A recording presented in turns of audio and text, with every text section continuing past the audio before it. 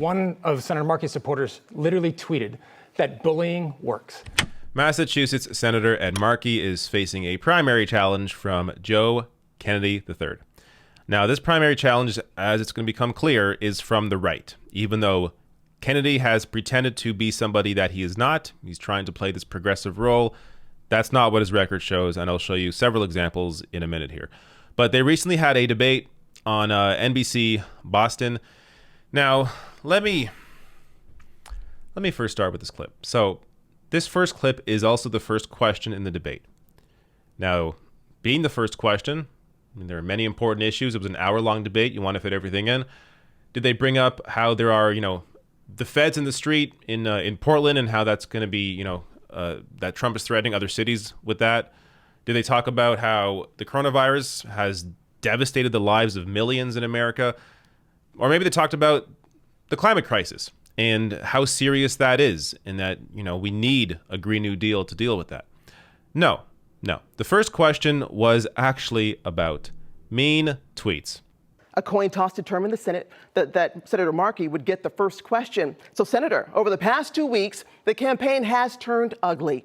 The Kennedy campaign called off a fundraiser when the Broadway stars who were scheduled to appear canceled after they were called out on Twitter by your supporters. Twitter callouts. That's what the first question in this debate is about. And look, I will show you the full context to what she is talking about here.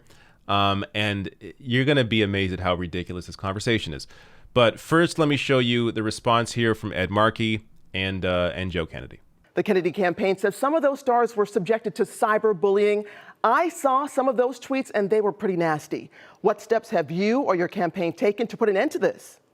Well, a lot of young people put up the pictures of themselves when they were in theater in high school to talk about the issues that they felt were important to those Broadway stars. And for them, they wanted to tell all of those people that Alexandria Ocasio-Cortez had endorsed me, that I was the co-sponsor of the Green New Deal with Alexandria, and that had caused a revolution focused upon climate change in our country. It was talking about the issues. It was raising this concern about our planet, and my partnership with Alexandria Ocasio-Cortez in not just creating a moment, but a movement which has changed the way in which our entire country views the issue of the climate crisis. Senator, thank you for that. Congressman Kennedy, you have 30 seconds to respond. Latoya, thank you, and thanks everybody for tuning in. I don't think that that's what happened at all. There were supporters of mine that tried to put together an event that were targeted. One of Senator Markey's supporters literally tweeted that bullying works. And look, this is an issue not just because of what we saw at this event, but it's unfortunately been a bit of a history with regards to supporters of mine in this race. Senator Markey's supporters have targeted Sheriff Steve Tompkins, one of the highest profile black elected officials in the state. They've recently gone after 4 of my Hispanic colleagues in the House of Representatives. All right, Congressman, that's well. time. But we want to now turn to you here, Congressman Kennedy. Whether you like the tactics or not, all of the Broadway stars backed out after they learned more about who you were challenging. Is the issue here less about cyberbullying than about lukewarm support for your campaign among young progressives? All right. So first, great, credit here to the moderator for bringing up the fact that they backed out of this fundraiser once they realized who Kennedy actually was. And I'm going to show you an example of that in a minute here. But this whole thing reminded me a lot of when Elizabeth Warren dropped out of the presidential primary and then went on Rachel Maddow's show to talk about mean tweets, talk about emojis. Like, if you ever hear politicians bring this up. Look, I get this was the moderator's question. It's not on Kennedy here, I guess. But if you ever hear a politician bring this up in a discussion as an attack on their opponent, oh, people were mean to my supporters online. What they are doing is they are muddying the waters. Because the reality is, first of all, that clearly isn't an issue that should be discussed, debated in a public forum when these are policymakers. But those so-called mean tweets are often because the supporters of that other candidate. By the way, this construction going on just so you know.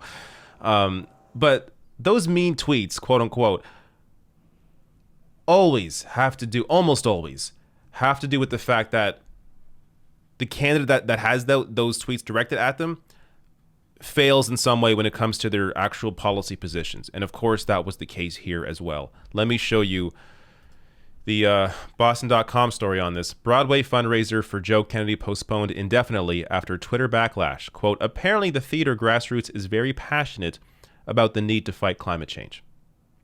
That's what this was about. The people, the Broadway stars that were going to be in this fundraiser simply didn't know about Joe Kennedy's record and didn't realize how much better Ed Markey is. And to give you an example, here is Soleil Pfeiffer, who was going to be one of the Broadway stars at that fundraiser for Kennedy, saying, I am no longer a part of the Joe Kennedy fundraiser and so grateful to be a part of a generation that pushes each other to use their platform in a way that aligns with their values. I hear you guys loud and clear. Thank you, thank you, thank you. So if they were being bullied, as Joe Kennedy put it, then why is Soleil Pfeiffer here so grateful to the people that were pushing her in the correct position, or to the correct position? It's because these people online were simply informing, these young theater actors were simply informing these Broadway stars about the realities of Kennedy. That's it. Now, I also really got to address the other BS that Kennedy brought up here. So, look, Markey had a great response, bringing up AOC and their work with the Green New Deal. I mean, this is the way to respond to a dumb question like this, is just turn to the policy. Then it gets to Kennedy. So, first of all, the bullying works tweet, was that really the worst one you could have pulled out? That was an example of the mean tweets that these Broadway stars were receiving. Bullying works? Okay. But then he goes on to weaponize race for political gain. And he talks about how, they targeted, the supporters of Ed Markey targeted a black elected official. Are we not allowed to criticize people in positions of power just because they're black? Like, we have to be clear with this kind of BS. This is not left wing. So you often see the narrative that's pushed out there. Oh, the left is all, woke scolding people. No, this is performative. This is all bullshit. This is not the left. He also said, they targeted 4 Hispanic representatives that back me. Is it because they don't agree with the policy, with their positions? Or is it because they're Hispanic? Yeah. I'm sure Ed Markey supporters attacked a black elected official and 4 Hispanic representatives because they're black and Hispanic. I mean, that's what he's trying to imply here. But obviously that is not the case. They're simply criticizing people in positions of power based on their actual policy positions. But you see how they have to twist the entire narrative because Kennedy can't actually defend his own record. Now, let me get to the next clip here, which will lead me into a discussion about Kennedy's record when it comes to marijuana policy. It was politicians that went off to Washington and thought they could legislate from afar, telling their communities back home what was best for them, rather than asking what they can do to make sure that they can reach their dreams. That's why I'm running, to make sure that we have leaders that are connected to our communities, that are going to fight for them every single day. And that's why we need change. All right, Congressman, we want to let the senator respond and wait on this. Senator. Okay, thank you. The Sunrise Movement, which is the heart of the Green New Deal, they have rallied to my side. They're young people in college and high school and middle schools, just rallying all across the state, all across the country. But on top of that, the League of Conservation Voters, the Sierra Club, the Human Rights Campaign, the LGBTQ groups have sided with me. They've endorsed me in this race, as has NARAL, as has Planned Parenthood. So this is a movement built around the progressive groups in our country, but led by young people who are rallying because of this climate crisis. Senator. All right, so look, this debate was an hour long. It's impossible for me to cover the entire thing. But Ed Markey here showing you, based on his support, who backs him, that I think it's obvious you should also be backing him. And not just based on his support, but based on what he has fought for, based on what he is standing for. based on the fact that Kennedy is clearly to the right of him on policy. Ed Markey is who deserves your support, and the vote is on September 1st in Massachusetts. So if you're in Massachusetts, look it up now in terms of how to vote, whether it's mail-in ballot, in person, whatever's going on in Massachusetts. Make sure you are going to be in that fight and supporting Ed Markey. But let me address here Joe Kennedy.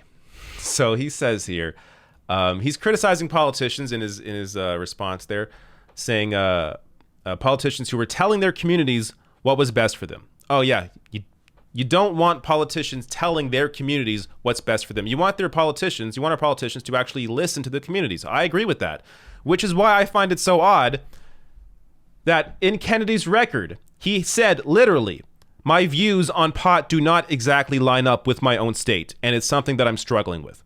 So Kennedy explains why he's one of the few Democrats not so hot about pot.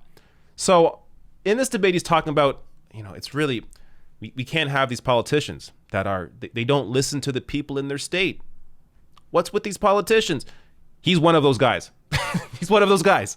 That's what he does. Let me show you some actual, the quotes here really are something special too. After he was tagged to deliver his party's response to President Donald Trump's State of the Union address in January, this is back in 2018, pro-marijuana outlets scoured Kennedy's voting history in the House and found that he was among the few Democratic representatives who consistently voted against even mildly pro-marijuana bills, even measures that many Republicans supported. This is how right-wing Kennedy has been up until recently, simply because he wants to be able to challenge Ed Markey and pretend he's this new voice, progressive future. Quote, I don't think marijuana should be legalized, Kennedy flatly told Boston Magazine in 2016, 2 months before the Massachusetts voters approved a referendum to do just that. So again, the guy's talking about, complaining about, criticizing the politicians who don't listen to their voters. Here he is directly saying that he is against what his voters want. And look, it gets even better in a bad way. So check this out. This is a quote from his spokeswoman, Emily Kaufman, saying, quote, he still has public health and safety concerns regarding issues like driving under the influence and adolescent access, which he hopes the state will prioritize as it moves closer to implementation. This is a 50-year-old argument against marijuana legalization. The idea that if it's legalized, it's somehow easier for kids to access, when that is completely ridiculous.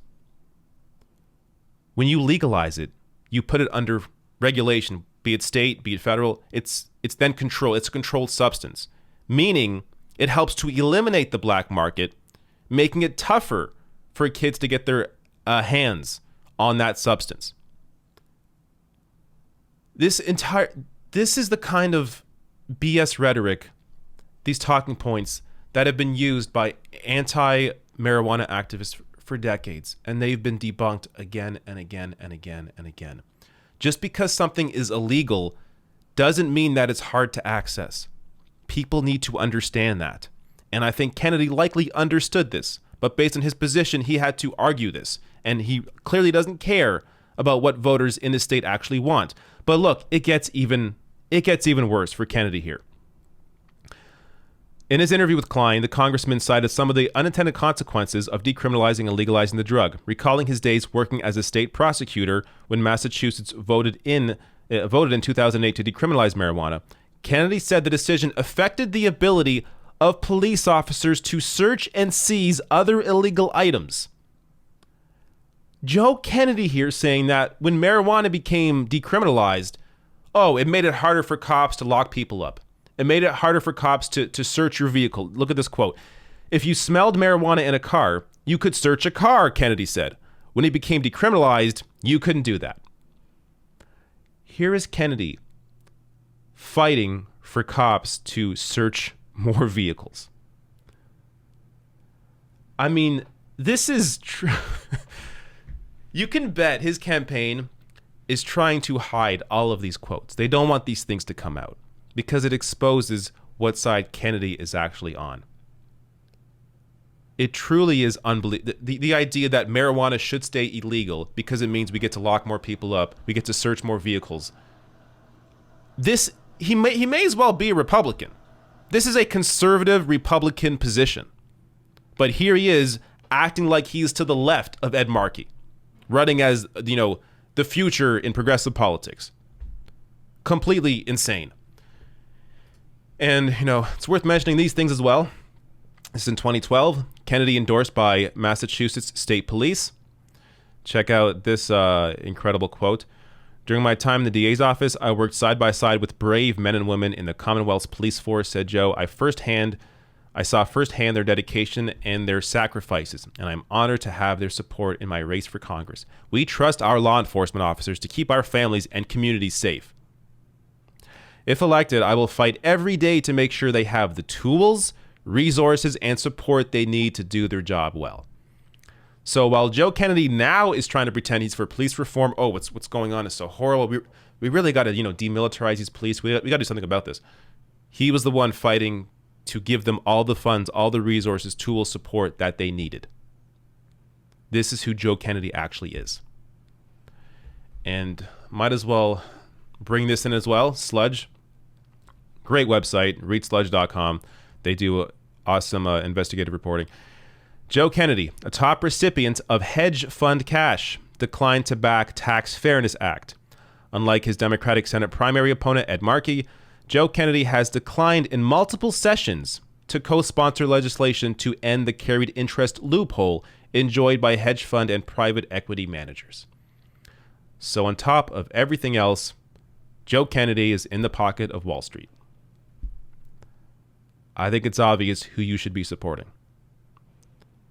Ed Markey, look, they always try and point to, Ed Markey had a bad vote 30 years ago. Okay, fine. He's admitted those mistakes and he has changed, clearly. The Green New Deal is his work. Him and AOC, they work together on that.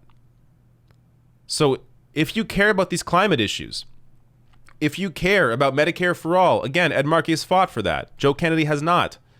If you care about actually helping people in general and not just supporting the people that have already benefited for the past 40 years, Ed Markey is clearly the candidate that deserves your support.